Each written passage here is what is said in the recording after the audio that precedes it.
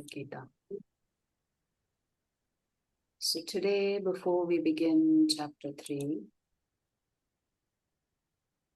we will do a review of chapter 2. So chapter 2 begins with Arjuna beginning the process of surrendering. And we said that the process of surrender begins with hearing. So in a Guru-Shishya relationship, the Shishya is listening, learning, applying. Once you apply the Guru's instructions, then your surrender is complete. It is said that on average, a human being makes about 35,000 decisions a day. Big decisions, small decisions, easy decisions, hard decisions. That's how many decisions you are making. Moment to moment, you are making so many decisions. You may think, come on, that just doesn't seem possible. Actually, it is. From what time you wake up, how you brush your teeth, how long you brush your teeth, how long you take a shower, what you're going to cook, what time you're going to leave the house to go to work. Small, small decisions. So you can imagine how active the mental factory is. The mind is so active.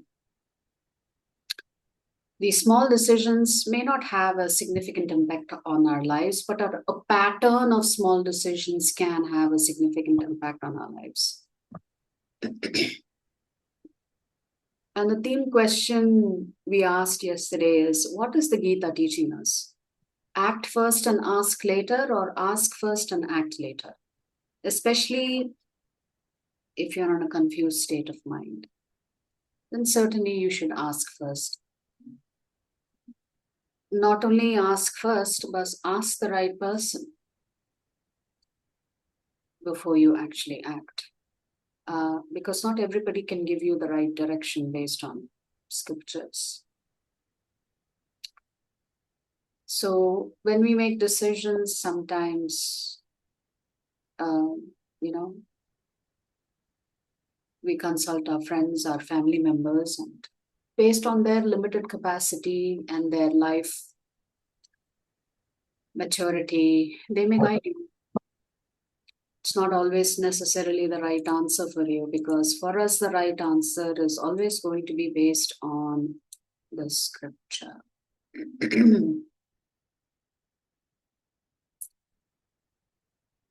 Today morning, I was reading Srimad Bhagavatam, Canto 3. I was reading chapters 24 and 25. And hence I posted the definition of dharma given by Srila Prabhupada. Dharma is not what we think it is. It's what the Shastras define as dharma. So there are 3 ways in which we learn: through scriptures, through spiritual masters, and through the Chaitya Guru within you. The Chaitya Guru is the super soul. You could say, commonly, maybe we will call this your conscience. An inner guru's voice can be heard. Do this or don't do this. Right? So Arjuna is having an identity crisis. Who am I? Why am I here? What's my future? What am I supposed to do? This seems to be a pretty difficult decision. And then Krishna speaks about Atma Tattva, that the soul is eternal, the body is temporary. Even the subtle body, which is comprised of mind, intelligence, and false ego, is also temporary. So Krishna is telling Arjuna, you should not be puzzled by this, because you see nature playing out in front of your eyes that the body is temporary, the body is temporary, the body is temporary. You're witnessing it all around you. But somehow when it comes to you, you don't accept it. Therefore, Krishna talks about 2 dharmas, Swadharma and Sanatana Dharma or Nitya Dharma. Swadharma is your outer dharma, based on the body, based on society. It's your immediate duties because the world has expectations of you. And Sanatana Dharma is inner. Swadharma is individual because it is based either on your varna or your ashrama or a combination of the two. So for each individual, the Swadharma will be different. But Sanatana Dharma, it's spiritual. It is inner. It is the soul. Therefore, this Dharma is universal. Hence, Prabhupada defines Dharma in the post that I made earlier today as that which cannot be changed whatsoever. Sugar will always be sweet. Salt will always be salty. The sun will always emit heat and light. If there is no heat and if there is no light, can you really call it the sun anymore? So if you say sunshine, it automatically includes heat, it automatically includes light. It cannot be changed. So the minute you say Atma, what cannot be changed is that the Atma has an eternal relationship with Paramatma. And the relationship is one of servant and master. So what cannot be separated from any human being, whether he believes in God, whether he believes in a God different than what your belief system is. The Atma is meant to serve Paramatma. And that service begins with the right identity. And the right identity is that I am not this body, I am eternally a spirit soul. Since my bodily Swadharma will keep changing from birth after birth after birth, although it is important in each birth because society has expectations of you, family has expectations of you. We all have to do our duties and responsibilities because Krishna says if we don't do our duties and responsibilities, society will simply collapse. There will be no such thing as society. It'll just be animal life. So what distinguishes a human being from an animal is his search for the truth. So it's your spiritual calling that decides whether you're a human or an animal. Could you be a two-legged human or could you be a two-legged animal? Which is what we're going to get to today.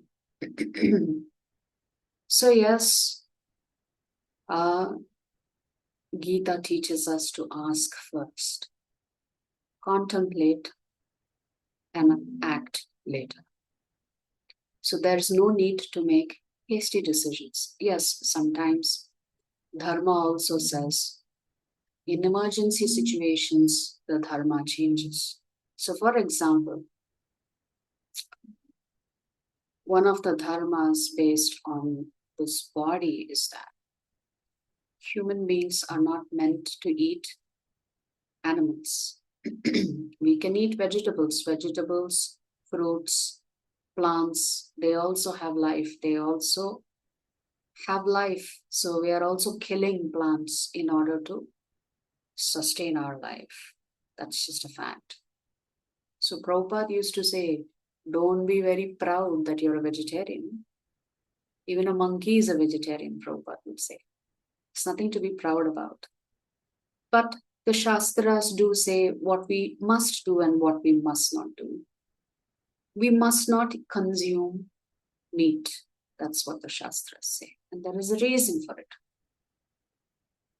But let us say you are in an emergency situation.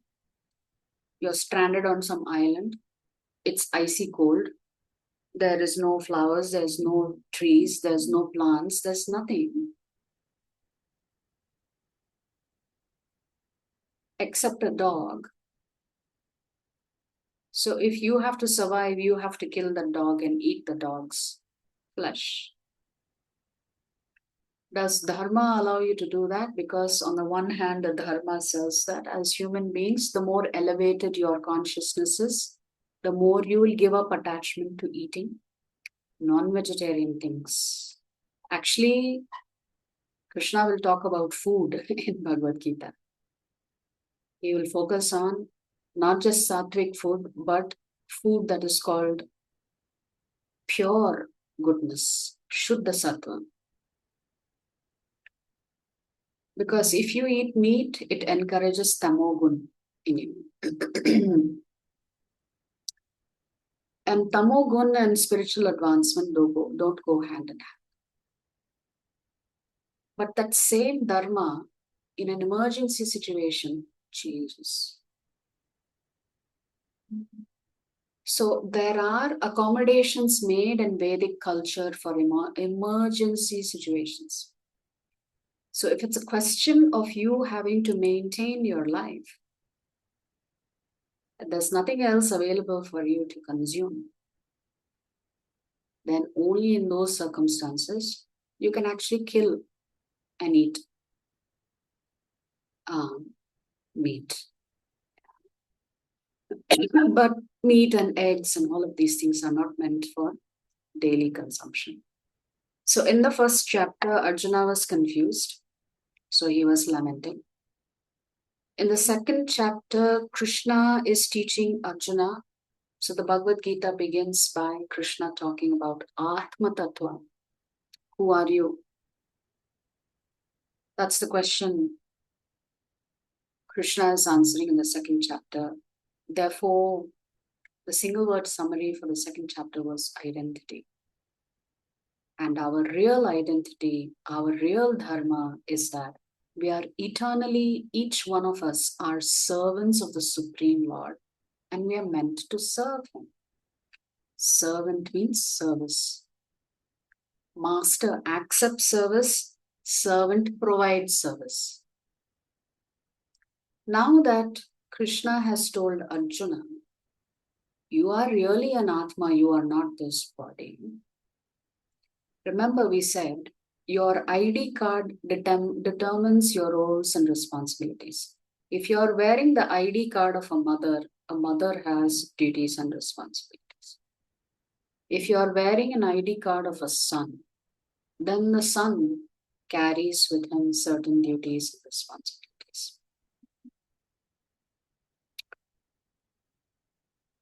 But if your permanent ID is that you are spirit soul, that means even the spirit soul has duties and responsibilities.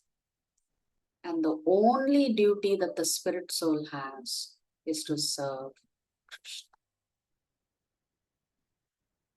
But to do this service, service means activities. How can you serve someone if you're not acting? Because the soul is within a physical body, the soul has to figure out how to use this body to serve Krishna.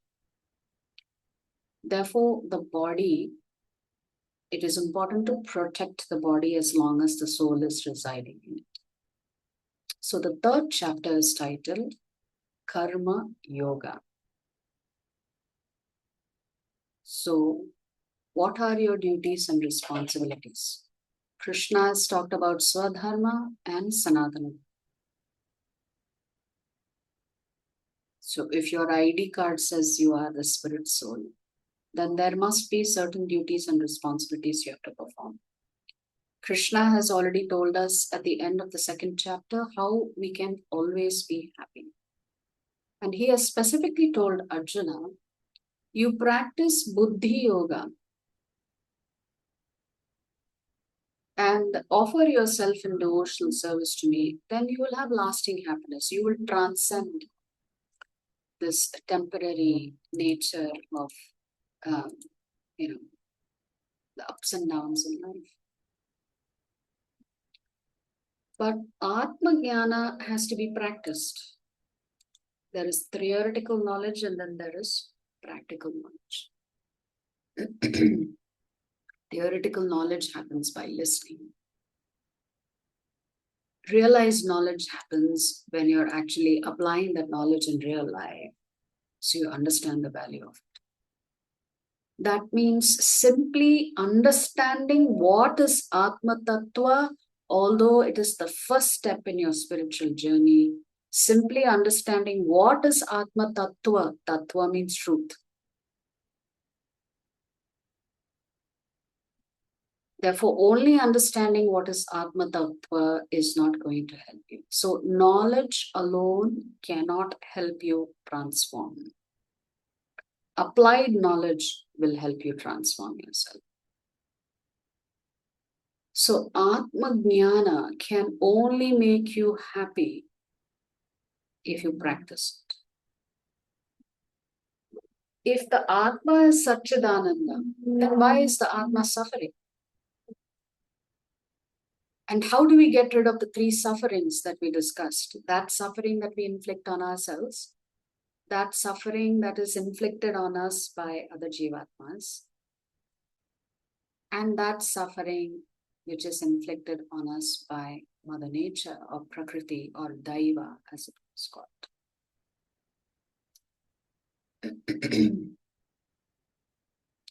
So Krishna will say, we are all bound by karma, the Jivatma. And therefore, this section begins with how we are bound by karma. And Arjuna is going to ask his first question now. His question is going to arise from apparently contradictory instructions that Krishna has given in chapter 2. Krishna has talked about Buddhi Yoga. And at the end of chapter 2, Krishna clearly tells Arjuna, get up and fight. But he's also talked about Bhakti. He's also talked about Jnana Yoga. Because he's talked about Jnana Yoga and Buddhi Yoga, and he's concluded by advising Arjuna to fight. Arjuna has a confusion. So, both Swadharma and Sanatana Dharma must be performed. But the most important thing is your Sanatana Dharma. This does not mean you should disregard your Swadharma. If you practice your Sanatana Dharma, Krishna has said it will lead to eternal happiness. So now Arjuna's question is, well, why can't I practice Sanatana Dharma now? Why should I continue doing this Swadharma, which anyway is temporary? So essentially, Arjuna is asking, if you are telling Jnana Yoga is important, if you are telling Bhakti Yoga is important, why are you asking me to fight? Why can't I practice Jnana Yoga now? Why can't I practice Bhakti Yoga now?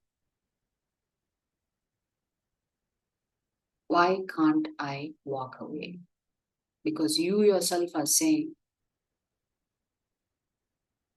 that a spiritualist focuses on bhakti. Am I not your disciple? So as your disciple, why I can't practice bhakti and avoid all of this unnecessary tragedy? So Krishna is going to clarify for Arjuna, bhakti does not mean subtraction of anything. Bhakti simply means addition of just one thing, Krishna. So bhakti does not mean you have to give up anything. You have to simply add Krishna. So let's explore the chapter. Krishna will talk about different aspects of Karma Yoga. Krishna will then talk about who is a good leader. Because if you want to follow the right path, you need a role model. Who are the role models in society for the general citizens? Is it the king? Is it the brahmanas? Is it the Lord only? Is it the devotees of the Lord? Let's see who Krishna gives us examples as exemplary role models that we can follow. Then Arjuna will ask one more question based on what Krishna's instructions come forth in the 3rd chapter. And Krishna will describe for us who is the real enemy. So in this chapter, Krishna is going to explain every one of us has to work. We cannot avoid working because work is necessary for every single jivatma. A bird has to search for food if it wants to survive. Animals have to procreate if they want more and more of their own to be created. So Arjuna thought Swadharma is not important, only Sanatana Dharma is important. So why can't I practice Sanatana Dharma? Anyway, since I know Swadharma is going to end with this body. But Krishna will say, no, you cannot give up your Swadharma. And tell me, you only want to focus on Sanatana Dharma. So Krishna is going to tell Arjuna, you are not ready for that. Because to only practice Sanatana Dharma, you must have purity in heart. If you want to practice Jnana Yoga or pursue the path of Jnana Yoga, Krishna is telling Arjuna, you have to first develop purity in heart. If you want to become a sannyasi, you have to develop purity in heart. So here Arjuna is saying, O Janardana, O Keshava, why do you want to engage me in this ghastly war? If you think that intelligence is better than fruitive work, which means if Jnana Yoga is better than Karma Yoga, why are you asking me to do Karma Yoga? Why can't I just move to Jnana Yoga? So Arjuna will say, I'm confused, Krishna. My intelligence is bewildered by your equivocal instructions. Equivocal means on the one, it's like there is a saying, no, somebody speaks out of both sides of their mouth. It's like they're talking about exact opposites. 1 minute they say this, next minute they say something else, which apparently is a contradiction. So essentially, Arjuna is asking, Krishna, are you not contradicting yourself? You're telling me do this, you're telling me this is superior, but you're telling me to continue with something that is inferior. Why don't you want me to follow the superior path? Krishna will say, you can't just give up something that is inferior just because you don't like it. Therefore, please tell me decisively which will be the most beneficial for me. So essentially, Arjuna's question is, Buddhi Yoga or Karma Yoga? Krishna will say, Karma Yoga. Begin there, and from there, I will take you through the journey. So here is where Krishna will say, all of us have to work. We don't have a choice.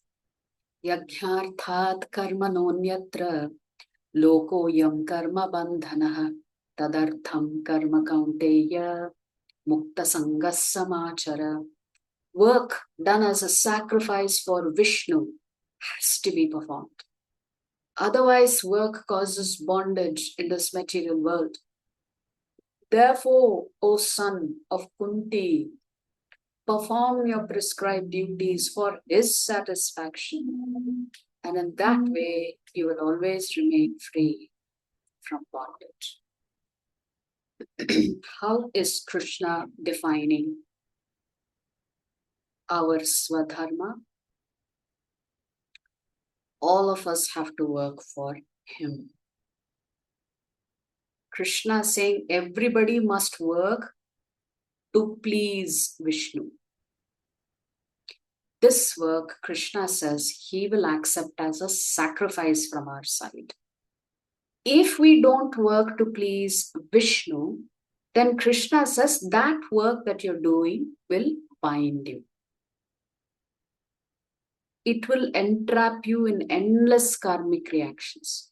Therefore, the first instruction of Krishna on the spiritual journey is that all of us must work to please Vishnu. And this work has to be performed as a sacrifice. Which means you may not want to please Vishnu. But because Vishnu is saying, please me, you will do it.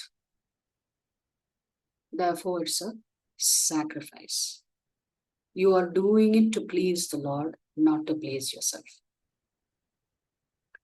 So if you please Vishnu, then the clear instruction in the shloka is there is no karmic reactions. That means if Arjuna fights because Krishna is saying fight, then Arjuna need not worry about sinful reactions. He need not worry about papa because he is doing it under the instructions of the Lord. The Lord is saying fight, Arjuna has to fight, and there is no repercussions. There is no bad karma for killing on the battlefield.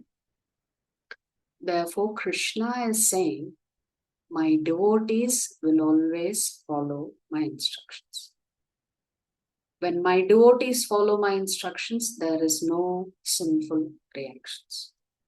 Including in certain circumstances, I am instructing my devotee Arjuna to fight and kill, win the kingdom and rule in a moral way. Then there is no sin. So that means every work that we do, we should offer it to Krishna. Essentially, Krishna is talking about Nishkama Karma Yoga in this chapter. And he is going to give an example of a simple activity that can be offered to Vishnu. What is one simple example Krishna is using? Yajnashishta shinasantah muchyante sarva kilbishaihi bhunjate te tvagham papa ye pachantyatma karanat. Krishna is saying, my devotees. When Krishna says my devotees means these are those category of individuals who simply follow his instructions because they have faith. The devotees of the Lord are released from all kinds of sins because they eat food which is offered first for sacrifice. Others who prepare food for personal sense enjoyment verily eat only sin. So if you eat 3 times a day, Krishna is saying you offer whatever you're cooking. If you're cooking 3 times a day, Krishna is saying 3 times a day you offer it to me, then you can consume it as prasadam. But if you're cooking because you want to enjoy yourself and you forget me, then Krishna says, good luck, you're eating a lot of sin. You may be enjoying what you're eating, but along with that, you're accepting sin. Now, I will just briefly tell you how karma operates here, so you understand why Krishna is saying, if you offer it to me, there is no sin, but if you don't offer it to me, there is. When food is produced, when a farmer tills the land, he kills many jivatmas. When he plucks the fruits, the roots, the flowers, sometimes he uproots the entire plant, he kills a lot of insects. Then when he is trying to sell it in the market, it has to be transported. In the transportation process, many jivatmas are killed. Small insects and animals are killed and crushed to death. So in the tilling of the land and the transportation of the food, there is so much sin that is involved. And we as human beings have to accept that sin. You may say, that's not fair. Why did Krishna design things in such a way? How can we eat without sin then? Well, Krishna is giving a simple solution. If you want to eat without committing all that sin, actually you've committed that sin already. You may think, I'm not committing any sin. I'm just going to the market and buying capsicum, buying potatoes. But to produce that capsicum, other jivatmas had to give up their life. The capsicum itself was part of a plant, so it is life. So you are killing another Jivatma to consume it. So since there is so much sin involved in that chain, Krishna is saying, simply offer it to me. And there is no sin. You can eat it after that. Then you don't have to accept that sin anymore, because you have offered it to me. So essentially Krishna is saying, whatever you do, offer it to me first. And then you use it, then there is no sinful reactions. So this is how karma operates. And a simple example Krishna has used here is food. That means all food must be offered to Krishna before you can consume it. That means you should only have prasadam every day. You cannot go and eat in hotels. Whoever cooked, whatever they cooked, if they didn't offer it to the Lord, then Krishna is saying, you are consuming sin. That means you are accountable for that sin. Even though you may not have physically tilled the land, transported the vegetables, still you have to accept it because you are consuming.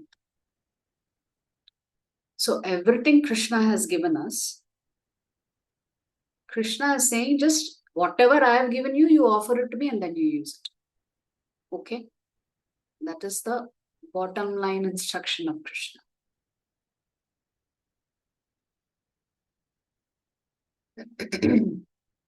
Now Krishna is going to reiterate this point once more.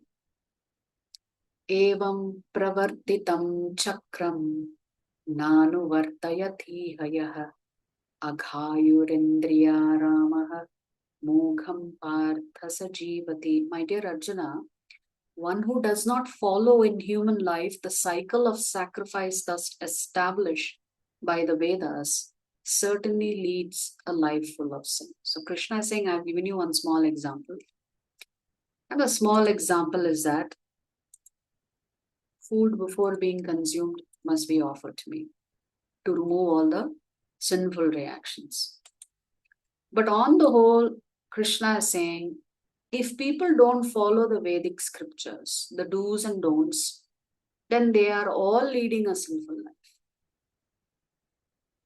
That means they are only living so that they experience joy and happiness. They are satisfying their senses.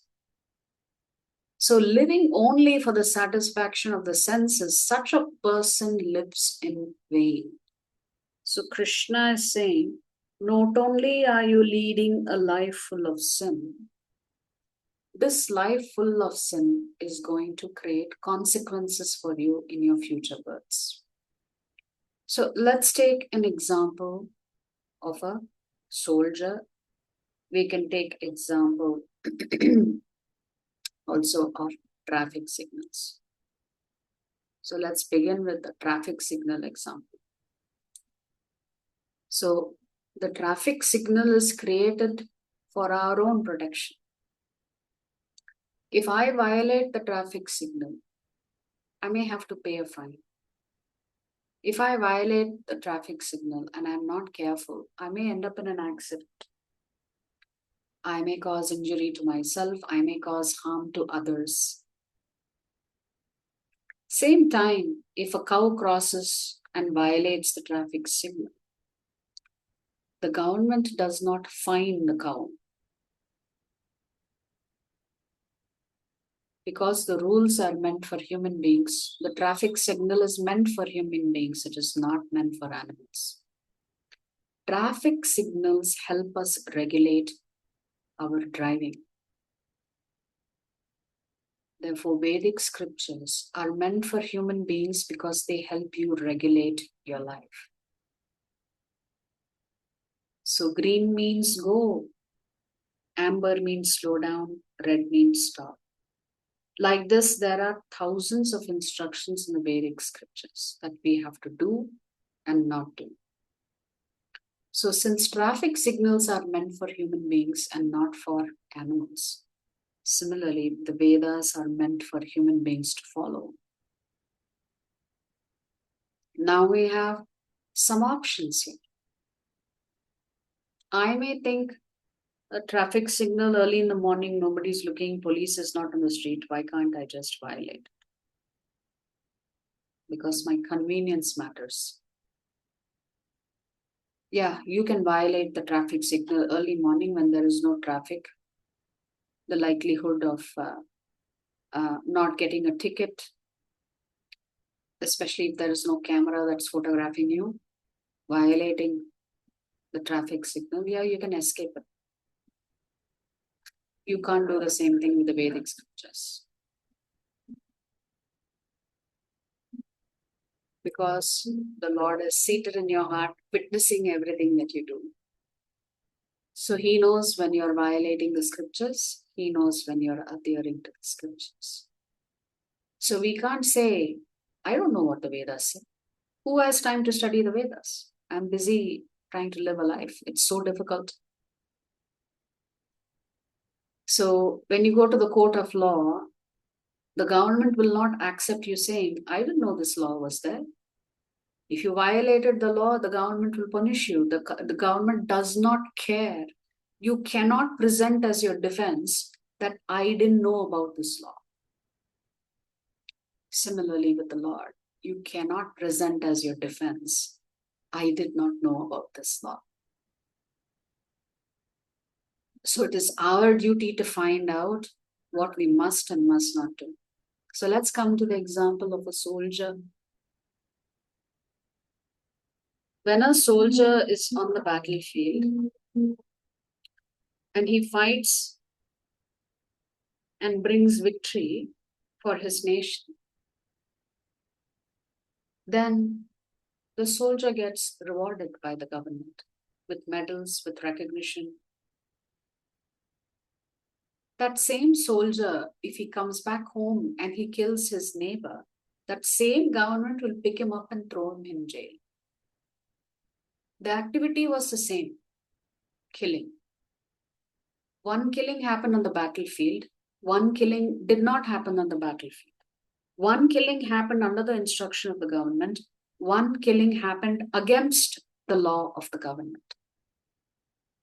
Activity is the same, but in one instance, the government rewards. In another instant, that same government punishes you. So my activity is the same. I am eating, you are eating.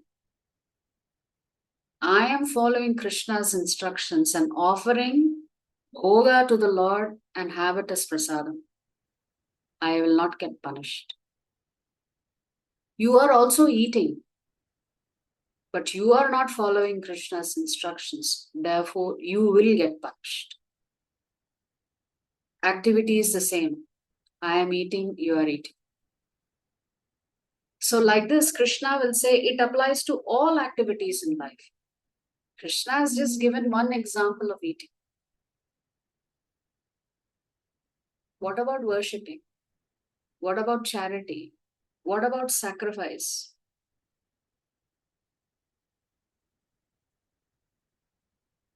So externally it may seem, I'm also eating, you're also eating. But Krishna knows whether I have offered it to him or not before I accept it. Krishna also knows who has not offered him the food and they are consuming it. Activity is the same, consequences are different. Therefore, in this particular shloka, Krishna is saying, you must follow the Vedic scriptures. If you don't follow it, then you are going to lead a life of sin. Which means if you're only interested in your own pleasure, you are not interested in working and pleasing me, then you're leading a sinful life. So, if we don't follow the Vedas, then we have to accept this. You can't say, I didn't know. Nobody told me, nobody trained me. My parents didn't instruct me on this. Nobody sent me to school to learn all of this. No. Krishna will not accept any of those excuses. Because Krishna will say that is why Vyasadeva wrote the Bhagavad Gita, so you can consult it and do the right thing. Okay.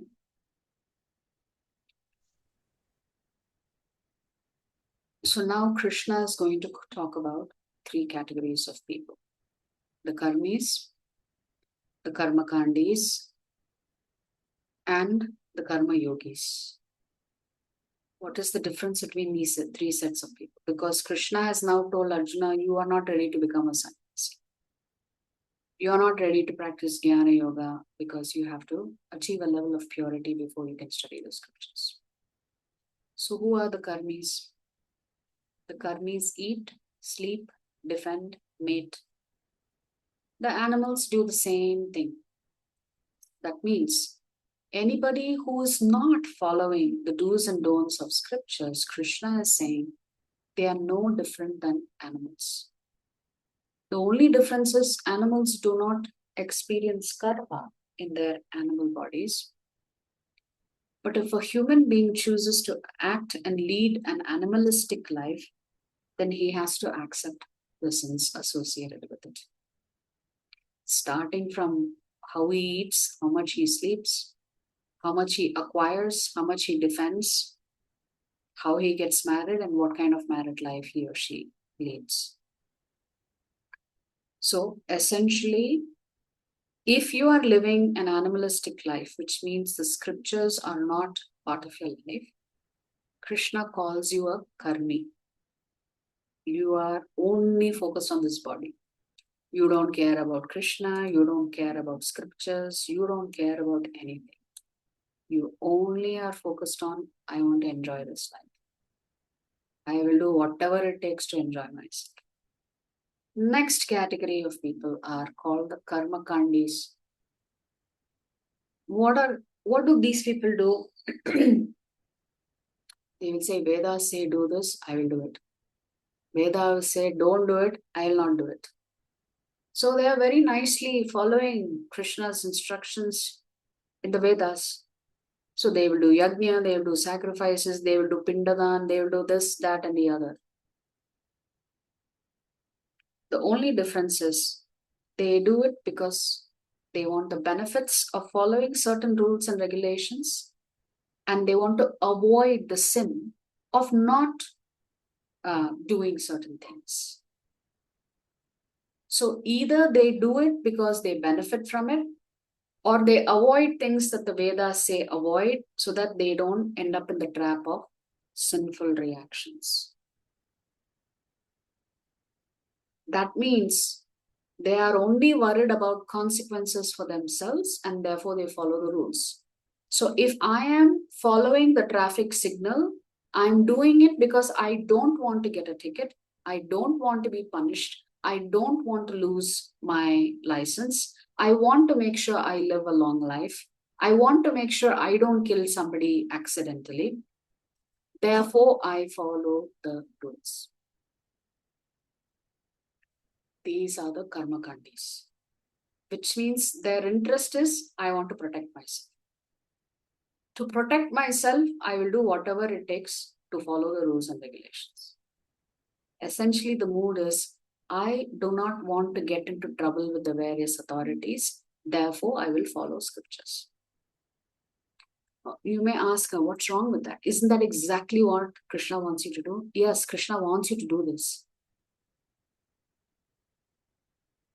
But the mood with which you do it, no, that is what Krishna wants you to change. So what is a karma yogi then? A karma yogi will do the exact same thing that the karma kandi is doing. Except he is not worried about consequences. He is not worried about rewards for doing good things. He is only worried is, I will follow this because it makes Krishna happy. So the mindset is different. The karma kandi is saying, I will do this because I don't want to get into trouble. I will do this because of doing this, I will enjoy myself. Whereas a karma yogi is saying, I will do this because Krishna has said do it, and this, by doing this, Krishna will be happy. Such a person is a karma yogi. So if Krishna says study the Bhagavad Gita, then that's exactly what a devotee will do. If Krishna says wake up early in the morning and do japa, then that's exactly what a devotee would do. If Krishna says offer food to me first before you honor it, that's exactly what a devotee will do. A devotee will not say, my God, offering food to Krishna 3 times a day. I don't have time. I will do it once a day. That Krishna should be satisfied. If he should be grateful that I'm doing it once a day. A devotee does not think like that. A devotee does not think how much inconvenience is causing me that I have to undertake all these inconveniences just to make Krishna happy. A devotee never thinks like that. A devotee thinks, I will do whatever Krishna says will make him happy. A devotee doesn't think, oh, this is inconveniencing me, it's causing me trouble. Krishna has to just deal with it. So this is not what a karma yogi thinks. A karma yogi thinks, I will do whatever it takes to make Krishna happy. So the question is not of whether it is convenient for me or inconvenient for me. The question becomes, is Krishna going to be pleased if I do this? If Krishna is pleased that I am doing japa, I will do it. I will not ask any more questions. I will not complain to Krishna saying, but why Krishna you are telling me to do japa? So for a devotee or a yogi, there is no question of I like, I don't like. The only question Krishna likes, I will do it. If Krishna says don't do it because if you don't do it, it will make me happy, I will not do it. If Krishna says do this because it pleases me, the devotee will say, yes, I will do it, Krishna, because that's what pleases you. This is a relationship between a son and a father. The father is most pleased when the son is obedient. Many of you may be parents. You can understand if you have a disobedient child, how stressful it is. If you have an obedient child, how pleasant it is. Krishna wants us to be obedient. Not because we don't want to get into trouble with him, because by being obedient, we make Krishna happy. By following his instructions, we make Krishna happy. This is a yogi. So our mood should be, what will make Krishna happy? Will chanting make Krishna happy? Will hearing and studying and chanting the shlokas of Bhagavad Gita, will that make Krishna happy? Then that's exactly what I will do. Will serving Krishna in the temple make him happy? Then that's exactly what I will do. So actually all of us should get to this stage. Krishna says, study the Bhagavad Gita every day. Krishna says, hear the Bhagavatam every day. Not, Saraswati Puja is coming around the corner, then you take the books, put it in the puja room, do puja of the books, read it one day. You'll take out all of the Ayuda Puja, you'll bring out all your instruments and everything, do puja that day, and then everything goes back. Once a year, you'll remember to do all of this. That's not what Krishna wants. Krishna wants you to make him happy every day. 24/7, you should be thinking, what can I do to make Krishna happy? So when you're focused on making Krishna happy, then Krishna will protect you. He can even change your prarabdha karma. Now Krishna has said, see, so many rules and regulations. You don't have a choice. All jivatmas have to work for my pleasure. Okay, so whose example can we follow?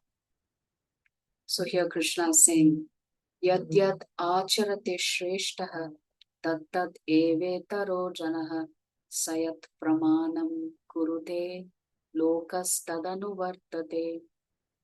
So who's your role model? This is a question for you. You can answer in the chat. Who is your role model that you look up to? And why is that person your role model? So here Krishna is saying, whatever action a great man performs, common men will follow. And whatever standards he sets by exemplary acts, all the world will pursue. Essentially, Krishna is warning Arjuna, you are a great warrior. You are in the position of a king. If a king runs away from upholding dharma, then everybody will say, Arjuna gave up his duty, why I should follow my duties and responsibilities? So if the leader does not engage in exemplary conduct, then the citizens will follow the leader. So Krishna is saying leadership roles are so important in society that you no longer can think, I will do whatever I want. Because whatever you want can be the downfall of society. But who is a leader? The king is a leader. In the government, you have leaders. In the Brahmana culture, you have leaders. In Kshatriya culture, you have leaders.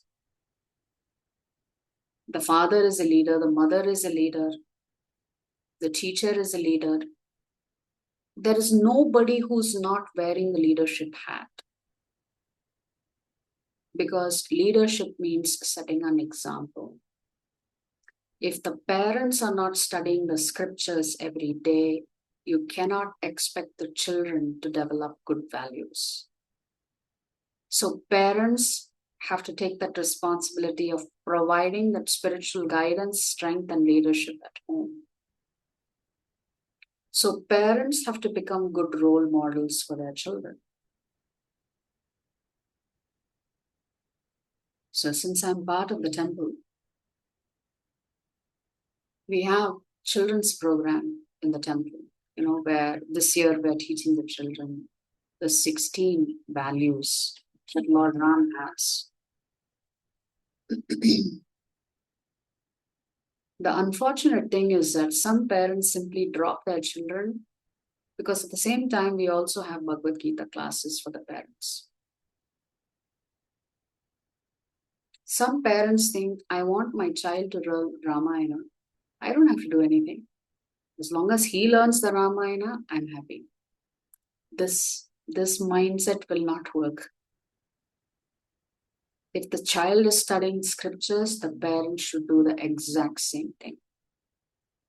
They should also be absorbed in scriptures. Because you cannot tell your child, you memorize all of these Rama bhajans, I will continue to lead my life the exact way I'm leading. I didn't study Vedic culture, but I want you to study Vedic culture. I didn't follow the rules and regulations, but I want you to follow the rules and regulations. This mindset will not work.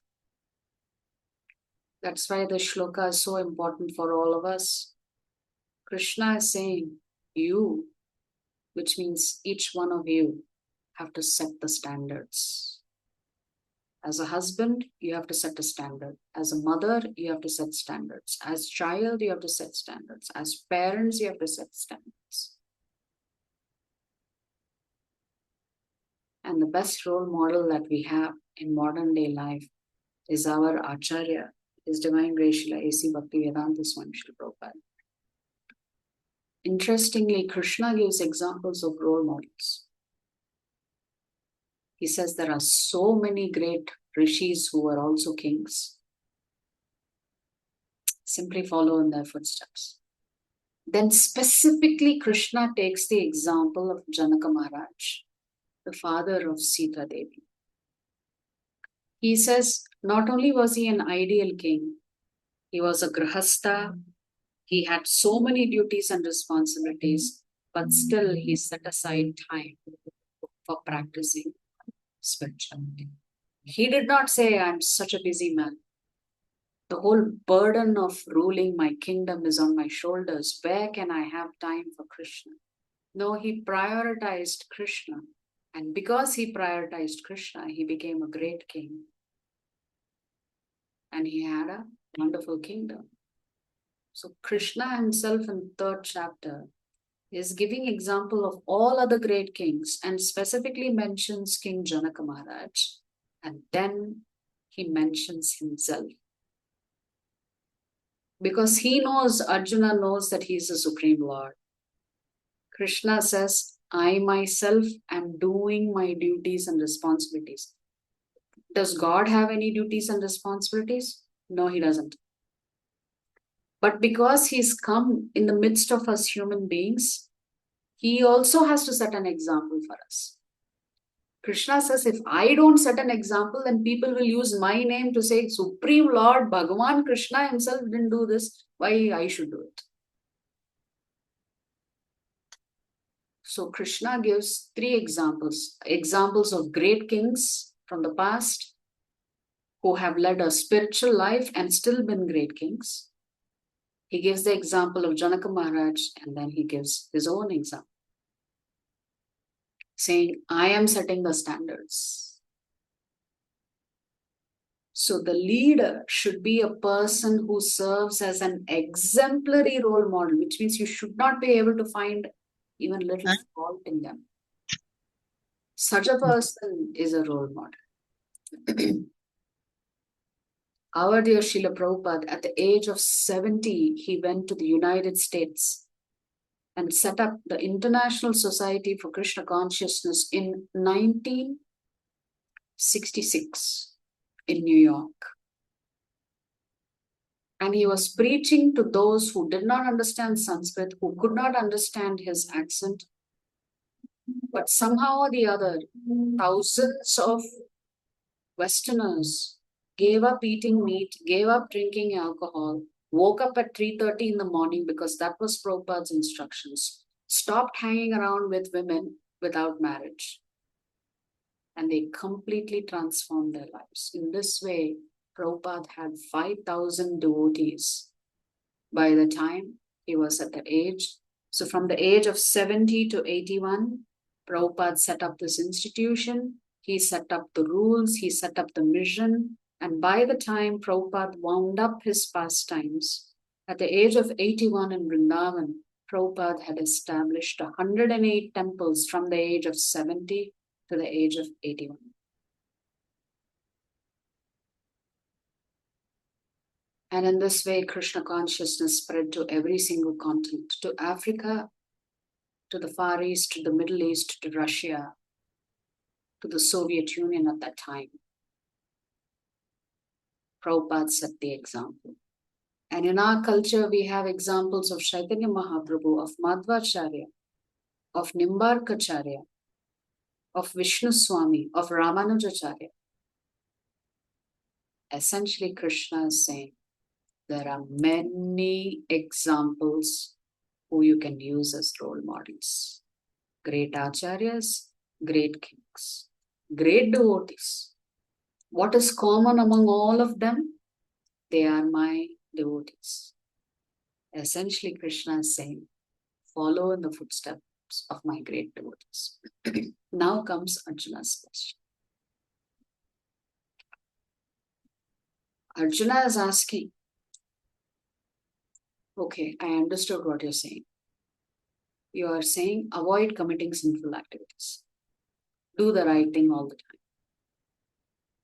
I make up my mind. I don't wake up every morning thinking, okay, let me do all of the sinful activities. Let me go kill this person. Let me insult that person. I don't wake up in the morning planning to commit sin. So Arjuna is saying, why sometimes either by force of habit or unknowingly, unwillingly, why somehow or the other I commit sinful activities? Why can't I stop myself from committing sin? That is the question Arjuna is asking. What's the reason? What is driving me to commit sinful activities? What is driving us to violate the Vedic scriptures. And Krishna will say, it's because of lust. It's because of your desire. You have to change your desire. If you change your desire, your outcome will change. So Krishna says, Shri Bhagavan Kama Esha Krodha Esha Rajo Gunasamudbhavaha Mahashanao Mahapapma Vidhyena Miha Vairinam. Here Krishna is saying, it is lust only, Arjuna, which is born of contact with the material mode of passion. Rajogun forces you to try and fulfill many, many desires. When that desire is not fulfilled, Krishna says that desire becomes anger. So lust plus anger is your enemy. So that means your enemy is internal. It is your own mind that is causing you to commit sinful reactions because of your greed, because of your lust for things. I want this, I want this, I want this. And when you don't get it, you get angry. When you get it, you become even more greedy. So hence Krishna has answered Arjuna's question. Why do we go out of control? Krishna says you go out of control because of your lust. Lust for fame, lust for wealth, lust for intelligence, lust for beauty. So many lusts we have. So essentially, Krishna is saying, if you control this, then you're good to go. Well, how do you control it? So many desires. We said 37,000 decisions we are making on average per day. How many desires come into my mind every day? Let me go eat this. Let me sleep a little longer. Let me go watch that movie. So many desires. How will I protect myself? Because I can't control my mind. So Krishna will give the answer. Tasmat tvam indriyanyadav. Indriya means your senses. Niyamya bharatarshabha papmanam prajahihyenam jnana vijnana nashanam. Krishna says in the very beginning. What beginning? From the time you are born, you have to be trained how to control your lust. How? By regulating the senses. Just like we say, traffic signals regulate traffic, regulate driving behavior on the road. Similarly, Vedas will teach you how to regulate your senses. And when you regulate your senses, it will destroy the tamogun in you. And it will put you on the path of self-realization. So what is this regulation? So first Krishna is saying your enemy is you.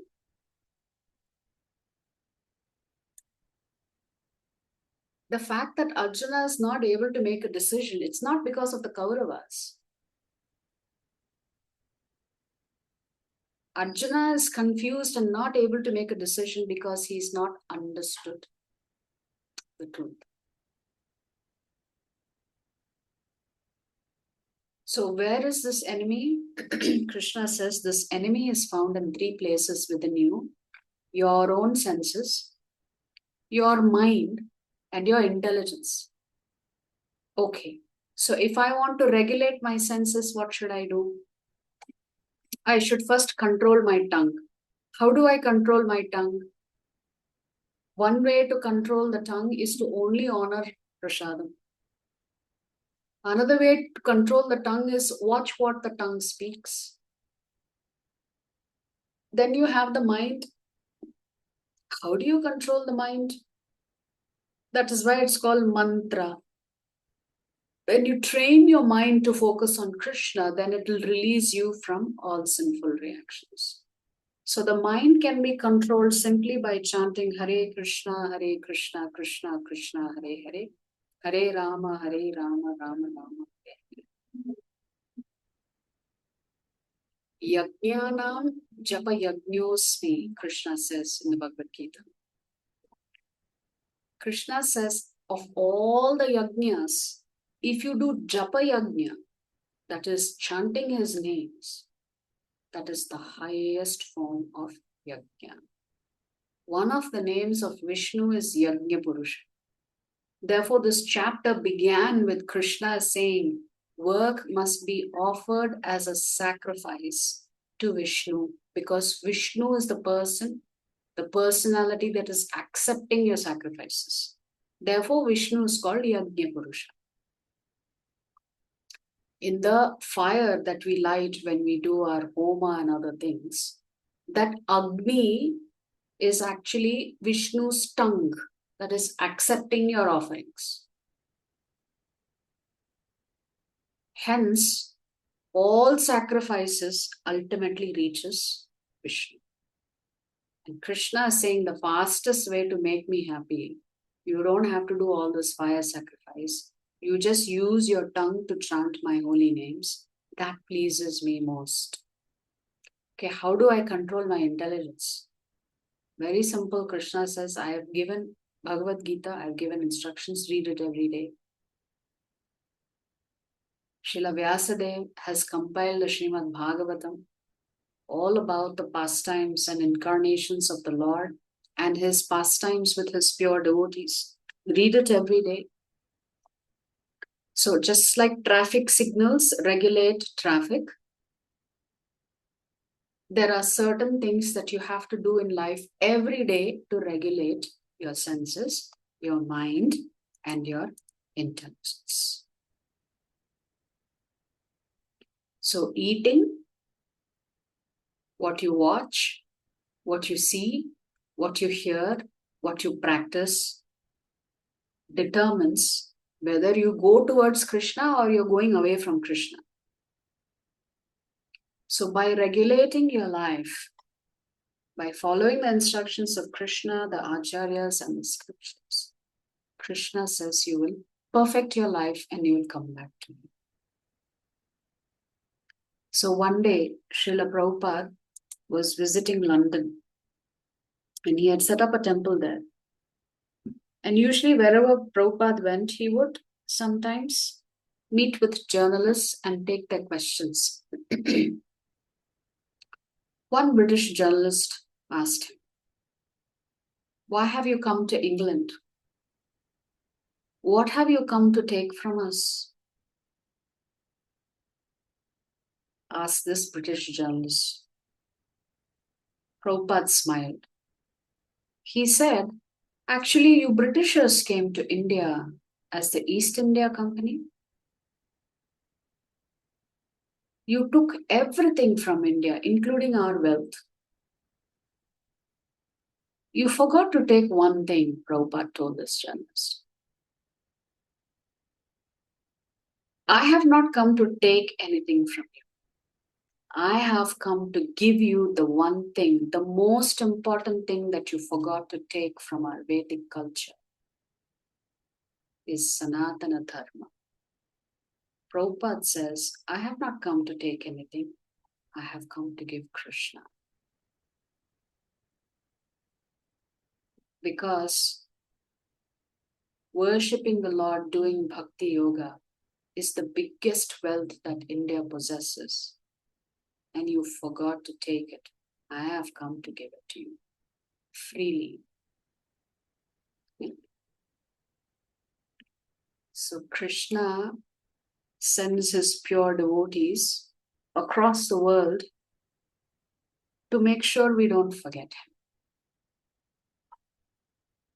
And therefore, we have to always be plugged into Krishna. That is why it is called Krishna consciousness. To change your consciousness from material things to Krishna, then everything in your life becomes spiritual. So the essence of the third chapter is, if you're not ready to do Jnana Yoga, then you can follow the path of Karma Yoga. begin by offering everything to Krishna. And slowly in this way, by simply doing your duties and responsibilities, your purification process has